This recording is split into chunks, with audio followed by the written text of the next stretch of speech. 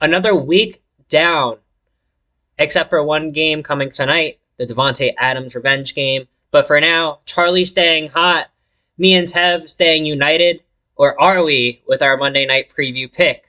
And I want to start with, I guess, introductions. Welcome to the SRTFP podcast. I don't know why I said P podcast. Welcome to the SRTF podcast, Senior Roundtable Football podcast, for those of you who don't know. My name is Matt. And I'm Charlie. And I'm Thev. We welcome you here to our Week 5 review. And we have some predictions that panned out and some predictions that didn't.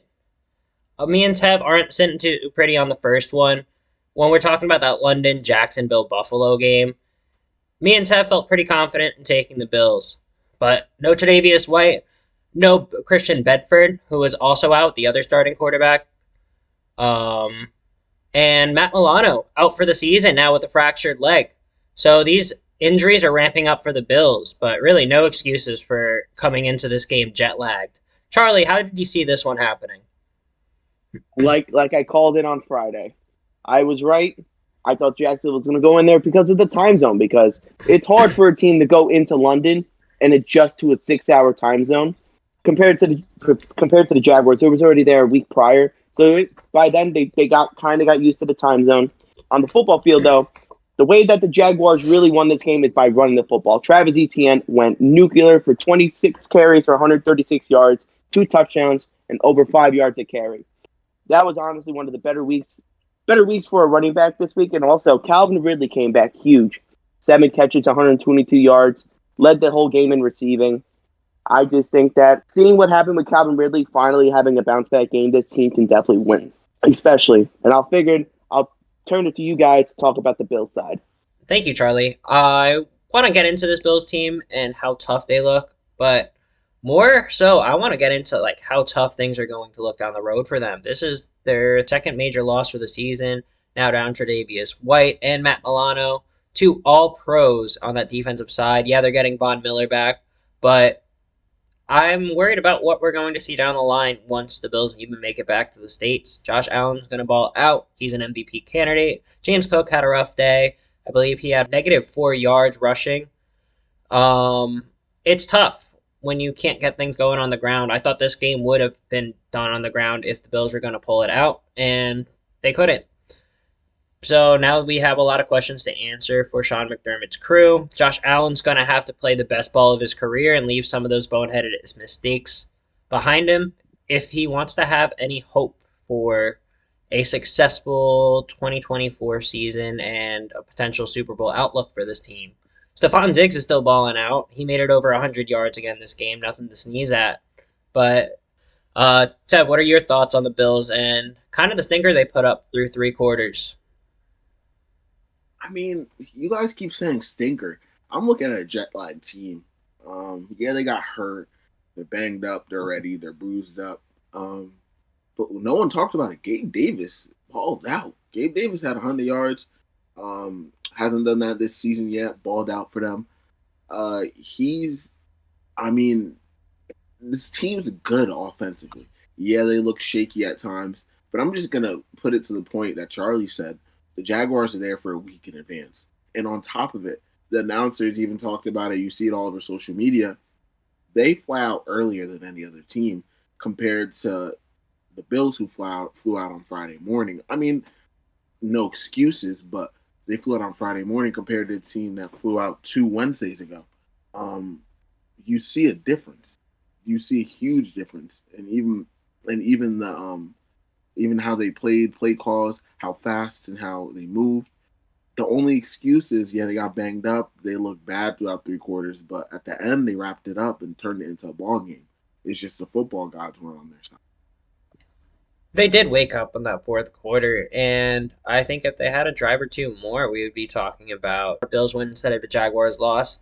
But the fact is, you got 4 quarters, and I think that the Bills stumbled this one in terms of preparation. I think they can't be let off the hook for the way they treated this game, the way they went into this game. I don't know if they did it because they were riding high, but, the the Jaguars did have an extra week in London, and they surely look like the fresher team from Trevor Lawrence to Travis Etienne in the run game. I don't think there's much more to be said about this one, so I'm going to bring our attention on to another game that maybe shouldn't get our attention too much. This is a game that all three of us thought was going to be a joke of a game, a blowout, and we were proven true for the most part. The Dolphins and the Giants could once again not score an offensive touchdown. Their only score coming from a 102-yard interception return by Jason Pinnock. But other than that, the Giants sputter again, 31-16. Giants fall to 1-4. How are we feeling about the Giants? The Giants, even though their offense was absolutely atrocious, and especially with Daniel Jones going out of the game with the neck injury, the defense actually played pretty well. Even though they gave up 31 points, they forced Rowe to do 2 picks, one for a pick 6. Former Jet safety Jason Pickett, shout out him, got the over 100-yard pick 6. But they made Tua look bad, but then they sort of had to rely on the run game, and that's where basically it ended for them. Devon Achane, 151 yards off 11 carries and a touchdown. This rookie running back is pretty impressive.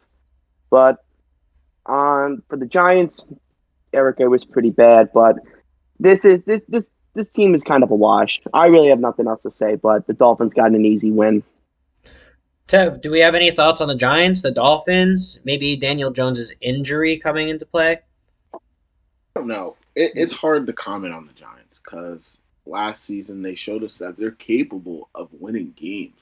This is a team that vastly improved. Besides the choice of paying Daniel Jones, I mean, they're past that at this point.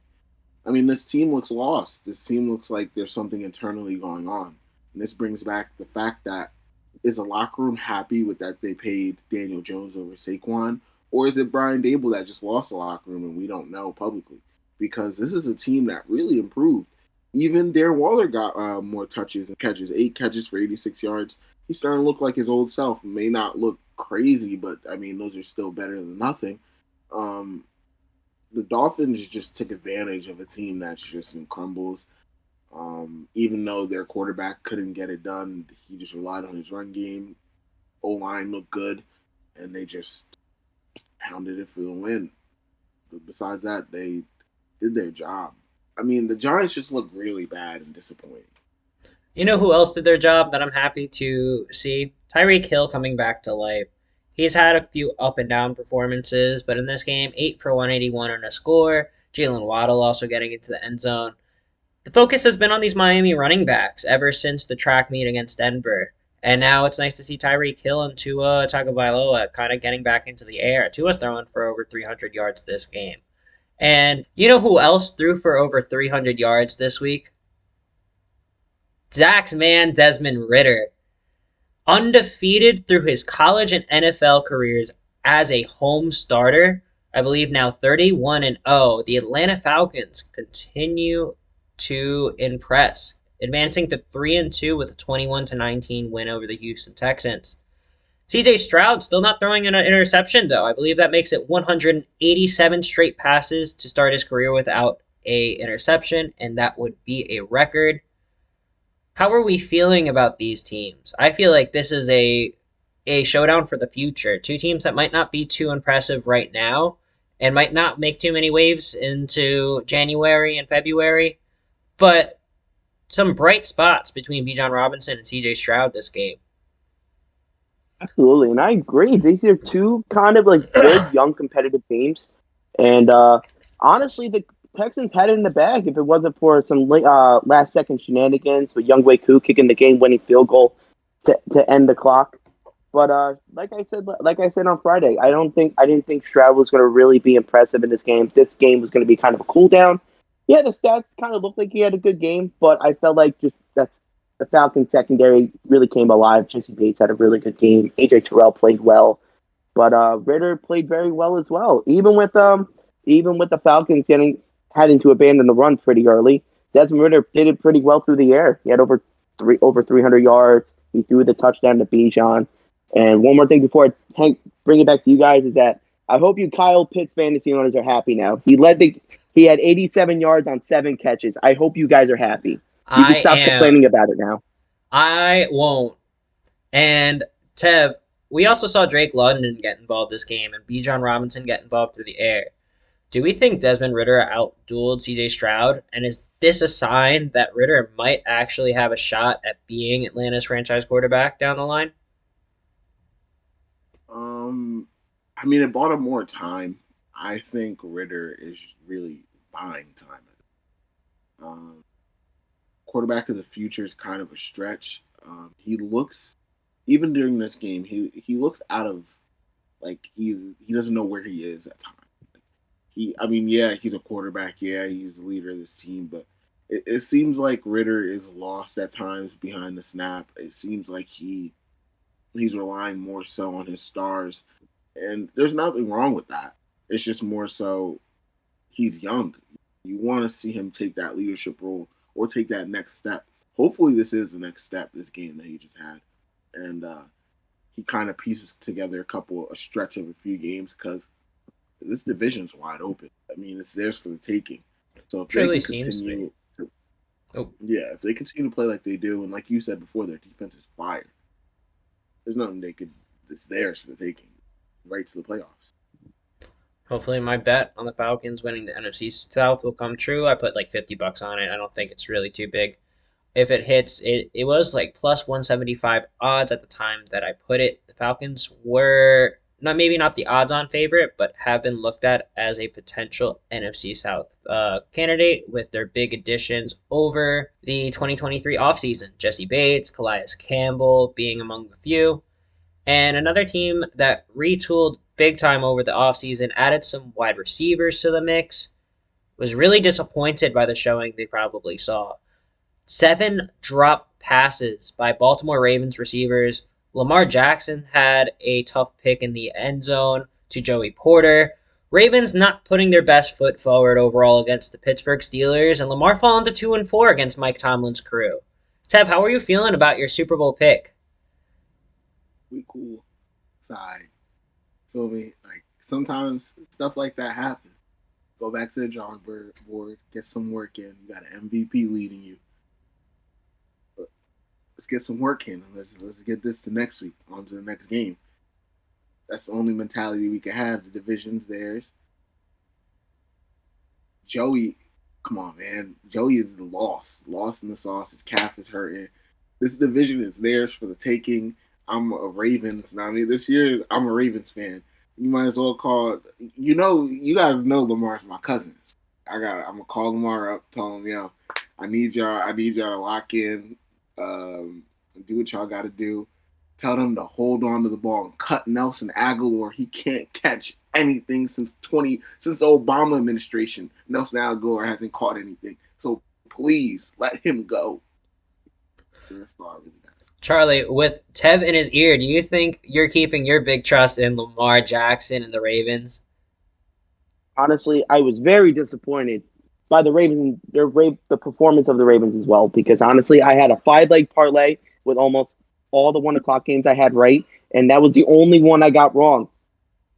I would have won over 40. I would have won $42 off a $5 bet, but it is what it is. But back to the game, the Ravens looked really disappointed. It was a divisional game. The Steelers' defense always plays good against the Ravens, but Kenny Pickett looked pretty well in this game, even though he was going in with the banged up ankle. He played pretty well. George Pickens finally came alive for the Steelers with 6 for 130 and a touchdown, getting that huge touchdown off the last score of the game. I don't know if you saw on social media and stuff like that, but when that George Pickens touchdown was called, Matt Canada was not very happy. He was not happy because that was not his play. And I don't care if the Steelers won. Matt Canada should still not be the offensive coordinator for this Pittsburgh Steelers. The offense still looked bad. A win's a win, but yeah, 17 points out there. I think that this Steelers team needs to get rid of Matt Canada. It's been long overdue. I also think that they need to think about a move on from Najee Harris as well. 14 rushes, 37 yards. Tough sledding against a Baltimore defense, which is tough, but Jaylen Warren just looks better. He was able to put 3 catches on the board and also had 9 rushes for 46 yards. So Jaylen Warren having a little bit of a day. George Pickens, obviously, as Charlie said, having a day. And 1 or 2 players that I want to turn my attentions to. Also, once again, winning this game, once again, putting this game on their shoulders, were the modern era Dwight Freeney and Robert Mathis, TJ Watt and Alex Highsmith, combining for 3 sacks, 2 sacks going to Watt. I don't know what else there is to say about the Steelers team other than when they get their offense in check, whether that's this year or next, they're going to be Super Bowl contenders. This defense is nasty. Another divisional matchup that happened during the 1 p.m. slot of games.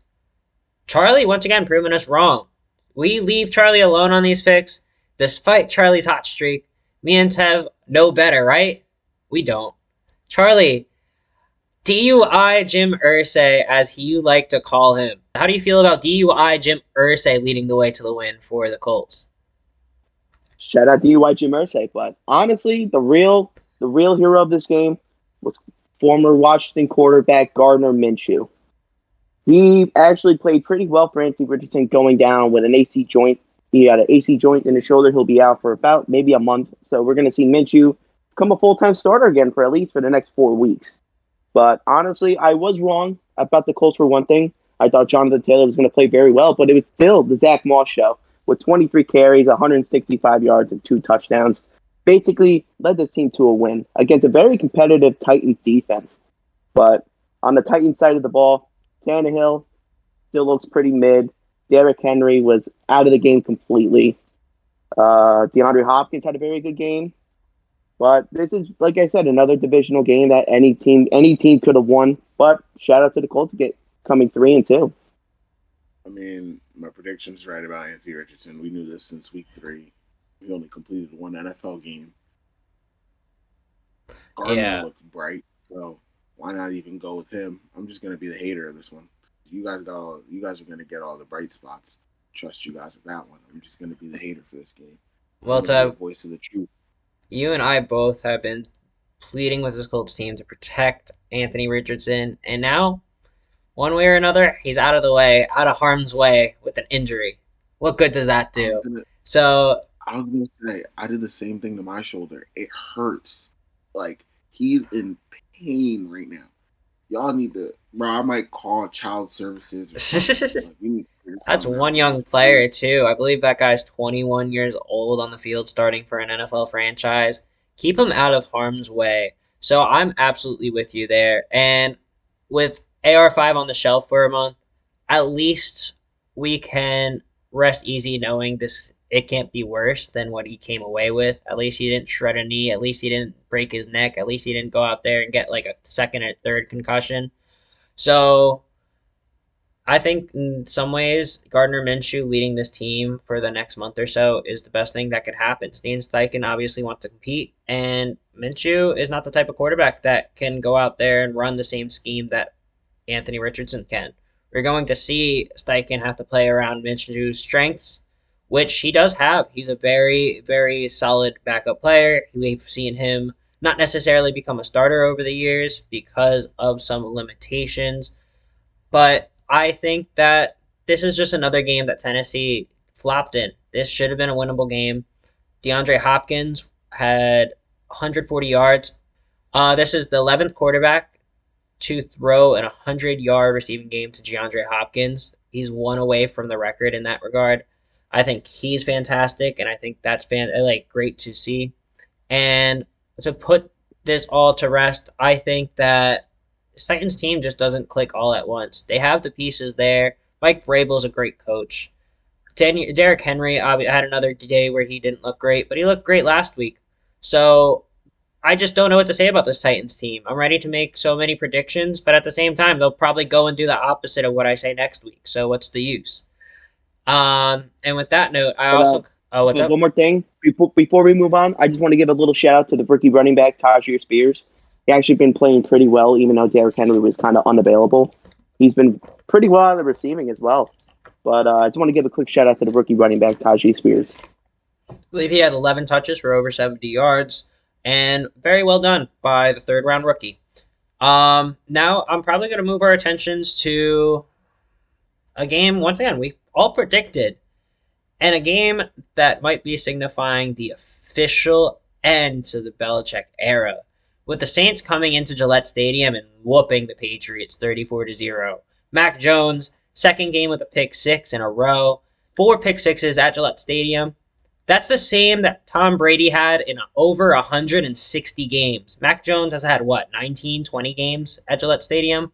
This is ridiculous. Get Mac Jones off the field. Belichick, it's time for him to have an unceremonious retirement. It's not going to get better than this. Just like how Mike Krzyzewski kind of flamed out in the last few years of Duke basketball. It's not going to get better. You can still go on your retirement tour. People are still going to give you your flowers. You're a great coach. You're just not a great coach anymore. This makes me very happy as a Jets fan.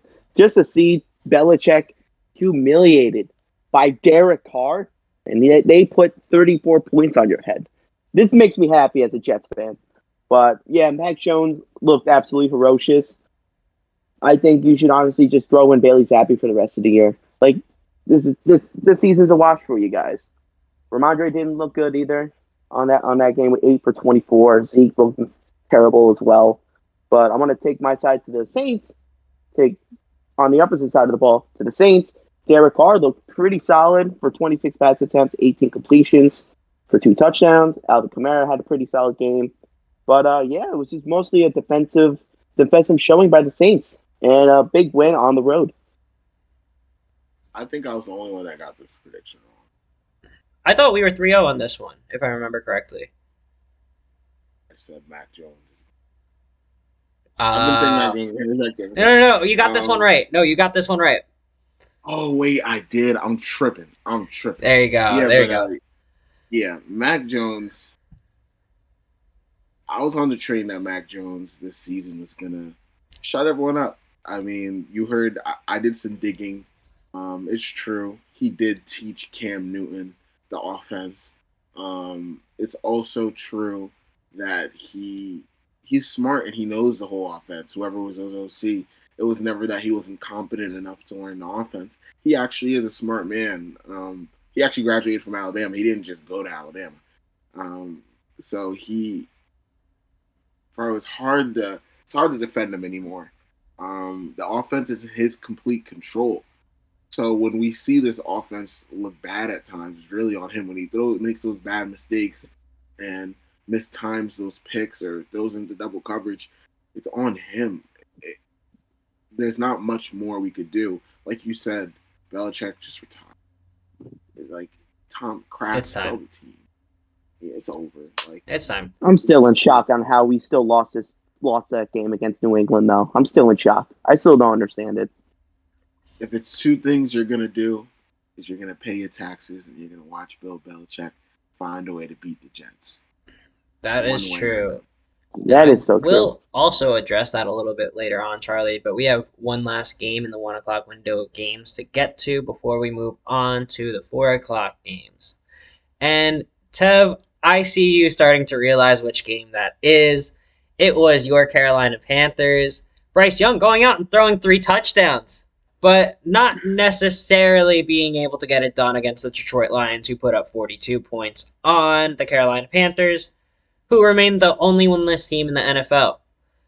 Tev, where do we go from here? At this point, don't bench Bryce. Let him play it out. Let's see where we could do some bright spots. He looked good. He looks undecisive at times. We're going to blame that on the skill team and him just not being able to mesh, I feel like, with this team. At times you see him far away. A few weeks ago I brought up how he got hit late. O-line didn't come and defend him. No receivers got in anyone's face. You didn't really see much happen. I feel like he lost the step just because I'm not going to give an excuse because you see all the other rookie quarterbacks do well.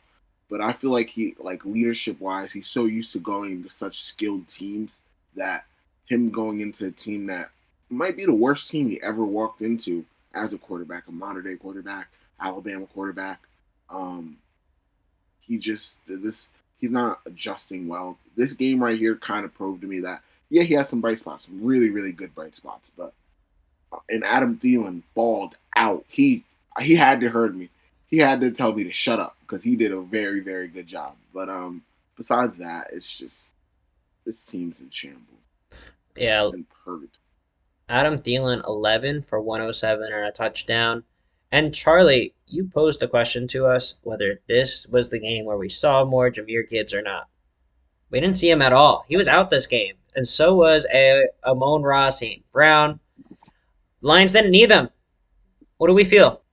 Honestly, my thoughts on the Lions is that this team is coached very well. You go into this game with finding out on, I think, was it Friday evening, that you're not going to have your two most important pieces to your offense, Jahmyr Gibbs and St. Brown, but you still didn't need them. Jared Goff still went over 230 yards, 3 touchdowns, 0 interceptions. Montgomery still had a good week, over 100 yards and a touchdown.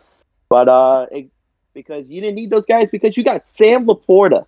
Dude, this rookie tight end has honestly been impressing a lot. 3 for 43 catches, 47 yards, 2 touchdowns on the game.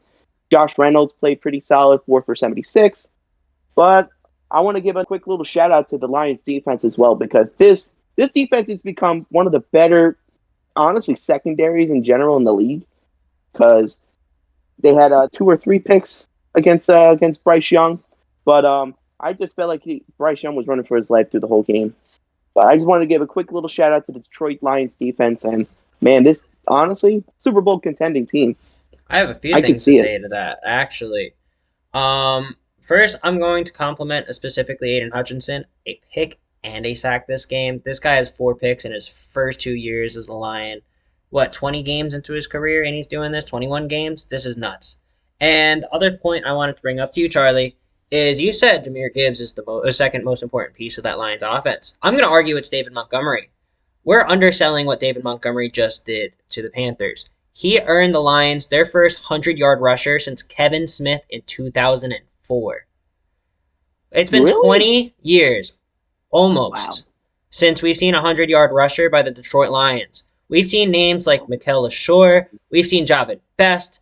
We've seen Kevin Smith be the last one. Out of all the bright names that we've seen come and go from the Lions, including Jamal Williams last year, including DeAndre Swift for a few years before he balled out with the Eagles, this is the first one. So credit to David Montgomery coming back from that quad contusion and really just balling out. 3 touchdowns last week, 100 yards this week. This guy has unlocked a new level here with the Lions. And there's one more point, Charlie, that I want to bring up to you from just a little bit ago. This has to do with another game. You mentioned that you were a little flabbergasted that the New England Patriots came in and beat the Jets at MetLife. Why couldn't we get it done? Because even though the Jets celebrate a good win in Denver, everyone feeling good for Nathaniel Hackett, I can't help but be a little depressed that we're celebrating this win like a Super Bowl. We were close to dropping this one on its head within those last few minutes. And it's good that we got it done. A win's a win. Brees with a career high, 177 yards. I just can't feel optimistic about barely getting it done against Russell Wilson, Marvin Mims, and the mistake-prone Denver Broncos this week. Absolutely, and I don't blame you. The Jets offense looked very sloppy. A lot of penalties, and a lot of penalties that should have been called for us. Because I know, especially what I think it was in the first drive, that the Jets, one of the Broncos linebackers, I think it was Baron Browning, actually grabbed the whole face mask on Zach Wilson's helmet, and they did not get called for that. Blows my mind. But Zach Wilson, honestly, went 19 for 26, basically 200 yards. Passing wasn't clicking this week, but there was one thing that else was clicking, was Brees motherfucking Hall. They said on Friday that they were gonna unleash him, and boy, did they! They torched this Broncos defense with 22 carries, 177 yards, and a touchdown. Brees Hall was actually at also 3 catches for 17 yards through the air. But it was just kind of a defensive masterclass by the Jets. I know the Jets gave up a lot of yardage when it came to trying to stop the run. But I think they locked down Russ pretty solidly. No one from that receiving core really did much of anything. But it was just it was a sloppy game, bunch of turnovers. But we just had some crazy shenanigans to let us get the win. So I'm not really. It's a win is a win, but I'm not. It's not like a holy crap. We beat them in a good fashion. I'm still worried about this team. Yeah, we saw actually most of that damage come from the backfield in terms of the receiving game. Samaje Perine had 73 yards receiving. We saw Jordan McLaughlin, the rookie, he go for 9 for 68. He also had a receiving touchdown through the air, as well as, I believe, 4 receptions. This Broncos team moved in on the Jets. I'm not going to go as far as to call it a defensive masterclass, but Tev, maybe you can break our tie here. How do you feel about this Jets win? Do you think that we should take this one in stride? Yeah, I mean, I'm going to stand on what I said. These are dirty games you got to win. I said if a few weeks ago, I don't know if you remember it, if Zach Wilson could put together games like this where he looks serviceable, not great, not good, not amazing, serviceable. The defense can win you these dirty games. And, I mean, it could have went both ways. Like you said, they treated it like a Super Bowl. Yeah, it was a dirty win, close win. But these are the wins that you guys are probably going to get for the upcoming of this tough season. You got to remember, you guys were pretty good last season, so the strength of your schedule this year, that's a word. That's a bundle. It's going to be tough. So, I mean, it's a bright spot that Garrett Wilson was still able to go over 50 yards with the run game taking over, which is huge. You still like that Zach Wilson was still able to get the ball out. I mean, his defense, doesn't look good, but he still looks serviceable. This wasn't his worst game. So if he could keep doing this, you guys could win a few more games, sneak into the playoffs, possibly even win a game. Yeah, for all I have to say about this game, Zach Wilson, once again, like you said, looking serviceable. He had a little bit of a gaffe there, which I won't even fully pin on him in terms of clock management towards the end of the first half. We could have lined up for a field goal if he just threw that ball incomplete, but the refs really should have lined us up sooner and let us get the snap off for 1 second left so we could get the field goal team out there. Like I said, I won't fully pin that on him. And then the interception wasn't pretty, but it was a poorly thrown 50-50 ball, so that wasn't exactly his decision-making that I have an issue with. So, improved maturity out of Zach Wilson. And as a final thought to this game, I also just wanted to give a little stat of Marvin Mims dropping 2 fumbles, losing 2 fumbles in this game, kind of being the deciding factor. So I have in my notes Jets legend Marvin Mims. I remember Tev saying that he wasn't a fan of him due to the fact of his on-field play being very inconsistent sometimes. And I was thinking a few weeks ago, that's kind of crazy. We saw him catch a few bombs from Russell Wilson against the Commanders. But now we saw him drop 2 fumbles and really bail the Jets out of a game that I think could have very easily gone the other way. So a win's a win. And moving on to the next 4 o'clock game. The Eagles and the Jets are pretty much neighbors in terms of where they play, but both found themselves out west, Jets in Denver, and the Eagles playing the Los Angeles Rams in SoFi Stadium. Rams prove themselves to me that they are in fact a contender this year. Matthew Stafford looked the part. Cooper Kupp involved. Puka Nacua still staying involved in this offense. So Cooper Kupp, 8 for 118. Puka Nacua, 7 for 71 and a touchdown. Stafford, no picks. The offensive line looking a little turnstile-ish towards the end of that fourth quarter when they were trying to mount a comeback, down 14-23 with Hassan Reddick kind of getting by for 2 easy sacks. But I think this could have very easily been a different result if the Eagles didn't run out more than 14 minutes of clock on their 2 drives to start the second half, where in those 2 drives, they ran over 25 plays, gained over 120 yards, and took a lot of time off that clock. Time to not even let the Rams make a mistake on offense. So we're going to see this matchup again. Here's my bold prediction for this episode. The Rams and the Eagles are going to play again in the playoffs. Oh yeah, I was gonna say at halftime, Sirianni gave him one of those his regular speeches, his Italian whatever speeches. Jalen Hurts came in, did his motivational God first speeches, and that defense. You know what that defense said? That defense full of all those the speeding violations, all those draft stocks that went down. They said, listen, we took this flight all the way to LA. We didn't come here to lose. You know what we did?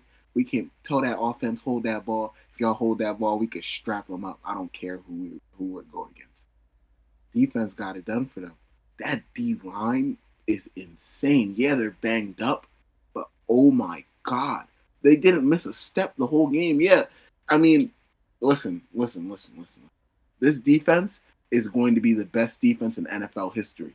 If they could keep everyone, they're going to be the best defensive linebacker, everything in NFL history. And I hate Philly and I hate their fans, but this defense is insane. It's just like the 49ers at this point. They're only getting better. It's actually really bad. Yeah, the Rams had their bright spots, like you said, but oh my God, this defense shocked me. But I just think the Eagles' defense is going to be, like I said, one of the best. We're going to talk about it like that. The Ravens' defense, like I said, the 49ers' defense. This is their stepping stone right here. Feels like they had one of the best defenses in the league last year, and now they just added their own Aaron Donald by finding Jalen Carter in the draft, getting 2 sacks, and once again, just keeping up with one of the best defensive players of all time from the get-go. I think he's going to have a catastrophic pace, and we're seeing a Micah Parsons-like impact from his rookie season. So I'm very interested in where this Eagles team will go because truly it's nowhere but up. Jalen Hurts hasn't had to look as good this year, and he's still throwing for 300 yards and winning pretty comfortably against teams that like I said, I find competitive. But another team that is housing a losing record at this moment has also earned a little bit of my respect. The Minnesota Vikings, I said if they were going to play at the 1 p.m. time slot, I might have taken them for a win. And they almost won this game outright. Kirk Cousins is usually not a quarterback that plays very well outside of that 1 p.m. time slot. That's why we always say that. But even without Justin Jefferson really getting involved in this game, 3 catches, 38 yards, we saw the Vikings have a chance to tie it up there with the Chiefs 2 minutes left in the fourth quarter. But the Chiefs, behind Pat Mahomes, is one of his most efficient games of the season.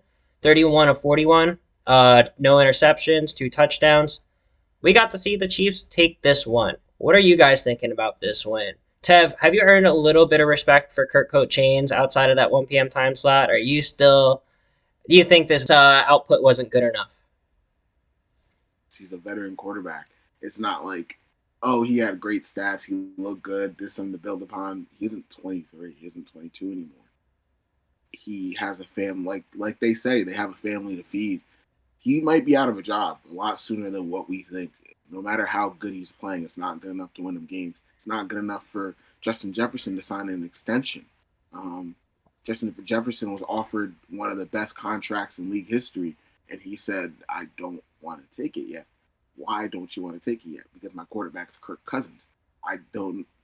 They had to go draft a wide receiver because it's uncertain out there. That's what we're going against. Yeah, he's great. And now he's hurt. During the pod, I didn't say anything. I looked on my iPad.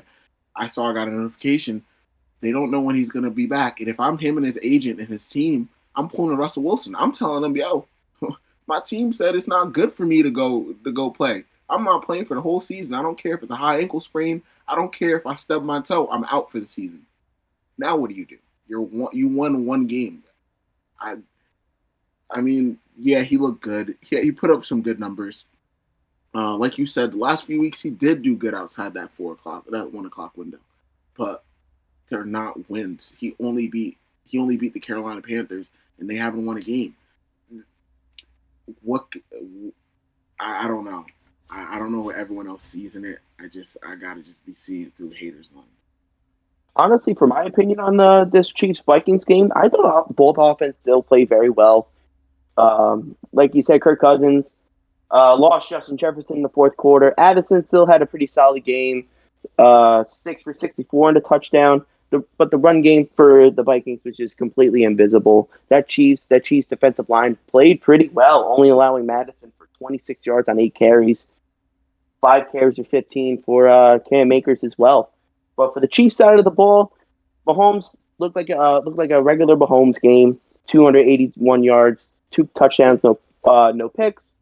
Travis Kelce, 10 for 67, also got hurt in the game, also with an ankle sprain, but still managed to play through the whole game and also get a touchdown right after. But this was one of those games that was kind of like you had the grit and grind. Those type of games is not going to be an easy W. But shout out to the Chiefs. They are currently 4-1 on the season so far. Can't argue with that. And that pretty much brings us to our last game of the 4 o'clock window. Before we get into America's game of the year, Cincinnati and Arizona.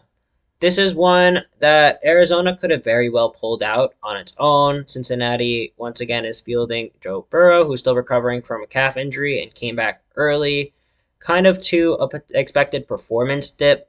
And T. Higgins missing this game, so being without one of his favorite weapons, and still didn't need him. Jamar Chase having his career day for the second time in his young career, over 15 catches, 150 yards, and 3 touchdowns all in the same game, with a 15 catch, 192 yard, 3 touchdown day. Joe Mixon was a little slow in terms of 25 rushes, 80 yards, but that ground game got moving, and this Cincinnati Bengals team was able to keep Arizona out of it. How are we feeling about the Bengals looking a little more to the form we expect them? Do we feel like that's because the Cardinals are starting to play a little less scrappy compared to how we saw them in the beginning of the season?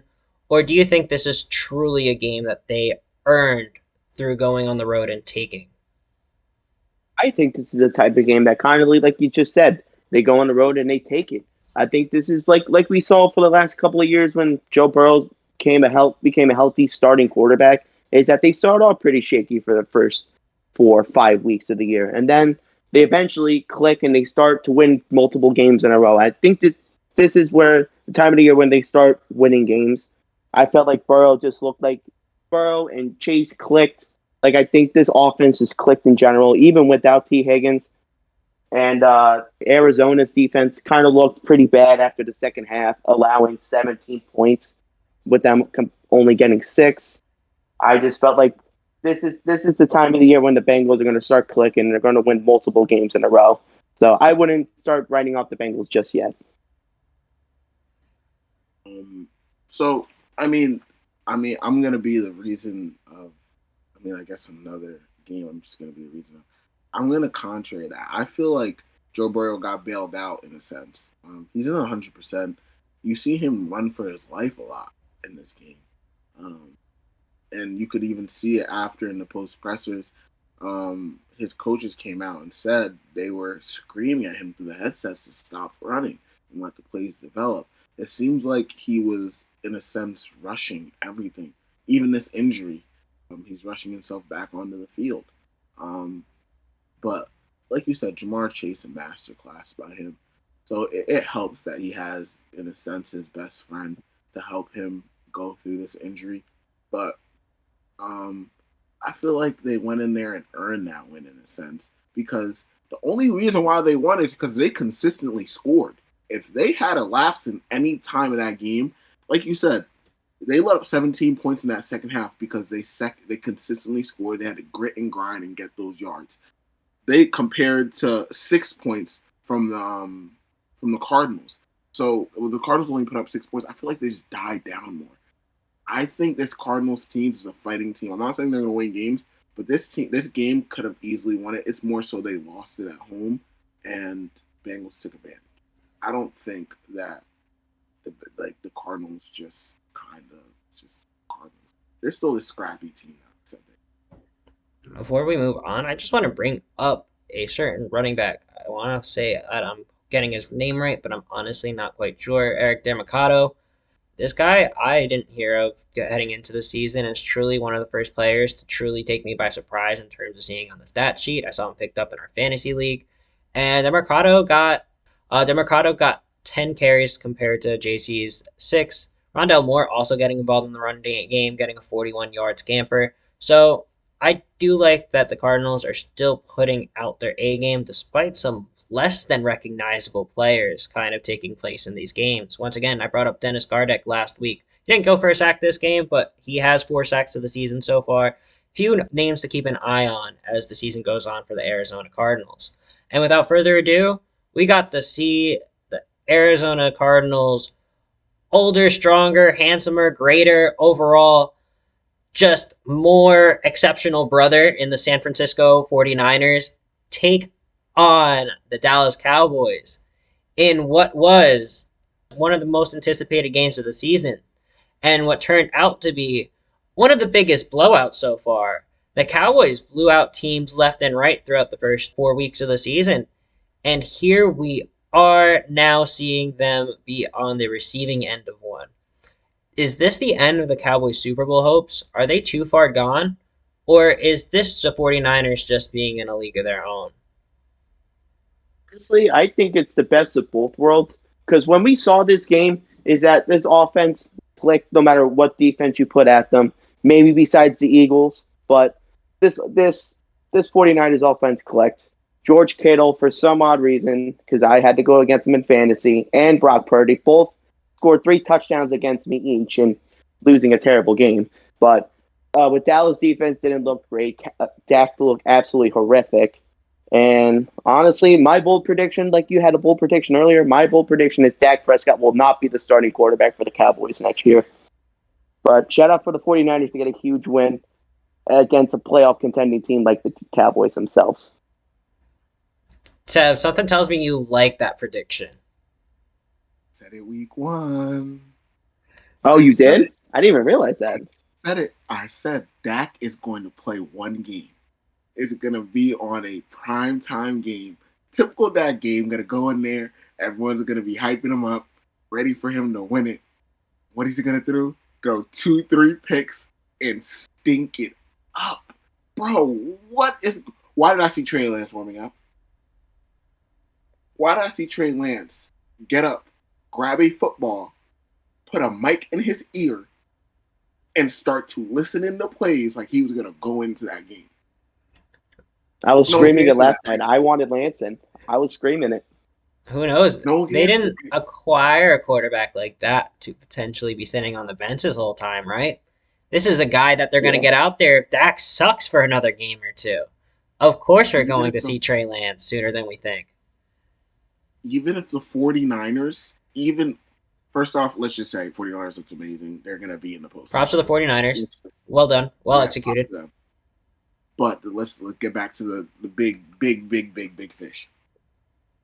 Trey Lance was going to be a top 5 pick, regardless if the 49ers traded up or not. It was between, for the 49ers, Mac Jones and Trey Lance. Whoever dropped was going to be the next quarterback taken. It just so happened that everyone's prediction was wrong. I mean, not wrong. We didn't even see a full sample of Trey Lance. Trey Lance just ended up being the quarterback taken. Everyone got cold feet. Mac dropped to the Patriots. We know that's the draft story. So why do you trade for a top 5 quarterback in his class, right? Why do you trade for a top 5 quarterback when you have Dak? When Dak came out with his agent next to him, whole presser giant with the on media day said, I'm not going to throw more than 10 picks. Well, you just threw 3. You're at 4 right now. You got 6 more left. I called it. I said by week 8. What week are we in right now? It's actually ridiculous that he has a job. He should have, when he got hurt, they should have segued it like, damn, we're not going to pay him. We made a mistake. Let's just look for something else. They didn't. They stood by him.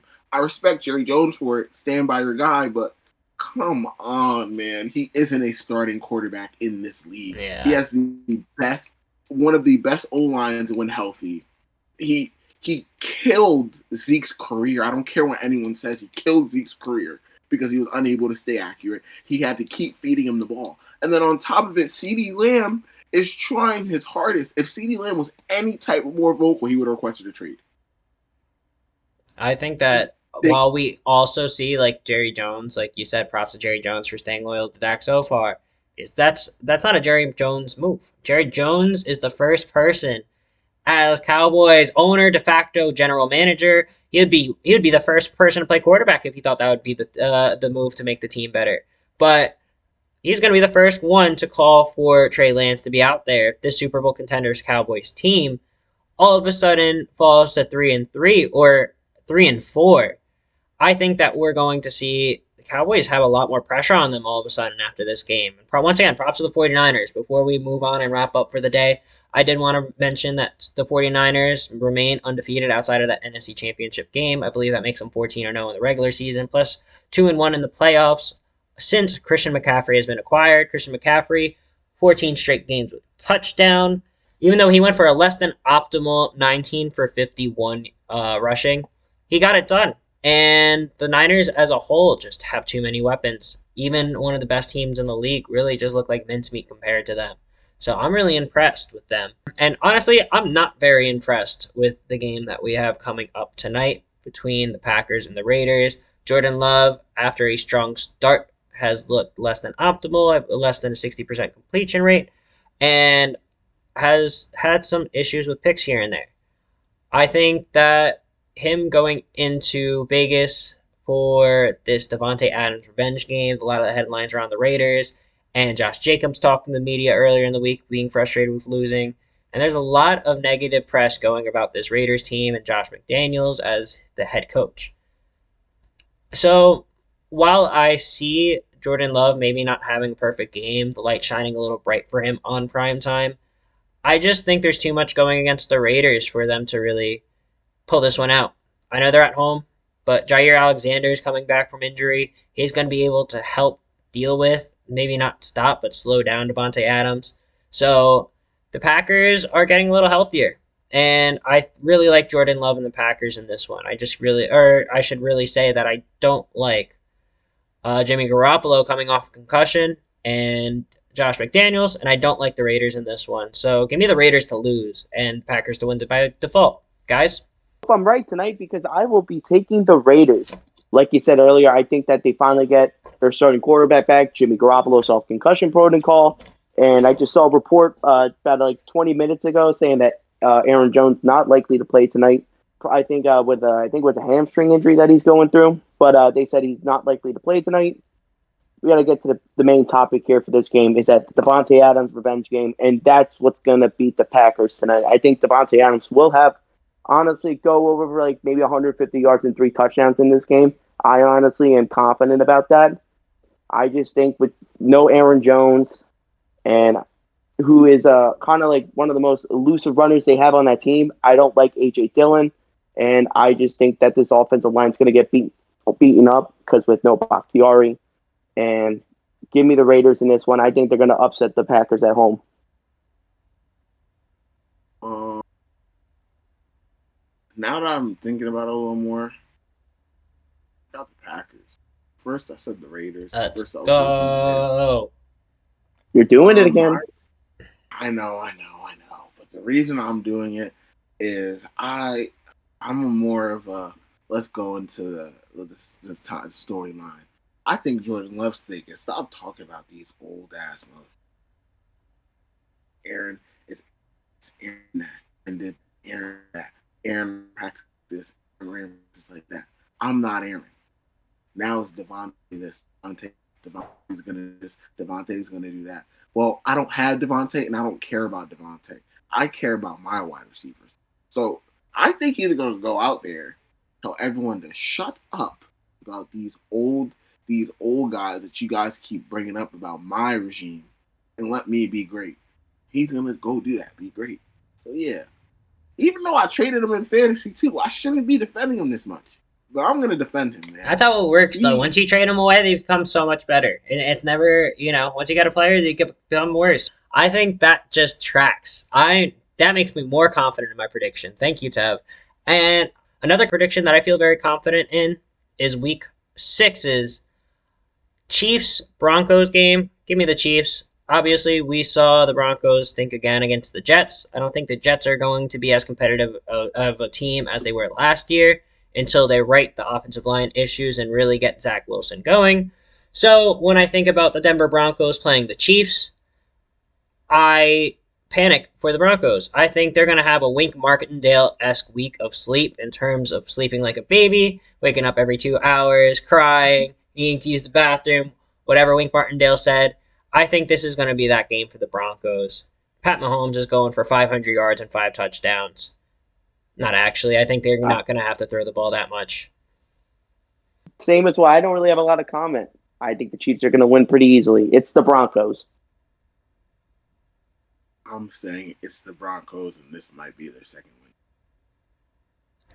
I'm saying that it's the Broncos, and in Broncos fashion, they're going to take advantage of the Chiefs playing down to them. the Chiefs thinking they're this scrape off of a team, and they're gonna go in there in Thursday night fashion, in ugly football fashion, and beat the Chiefs. It's gonna be a funny, ugly game. I'm telling you, I really think they could beat the Chiefs. A lot of penalties, a lot of dirty football, turnovers and all, fumbles and drops by the Chiefs, and it's gonna go the Broncos' way. I just feel it in my gut. I think that is a great sign to end the podcast. Tev is obviously tired. We need to get him some rest. He needs to think about his choices and think about the fact that he's going to start week 6 0-1. I can't wait to see that. Me and Charlie going off from the week, starting 1-0, and you guys are going to see us for our week 6 preview in just a few days, with these games being the Monday Night Football and Thursday Night Football games under wraps. Me and Tev, I see eye to eye on one with the Packers coming through against the Raiders, but not quite on the other one. So, anything can happen. Sports are sports. But until then, honestly, anything can happen. Tev could be absolutely stunning on us when we come back Friday for our Week 6 preview. And we will see you guys soon. I'm Matt. That's Tev. This is Charlie. And I appreciate you guys listening.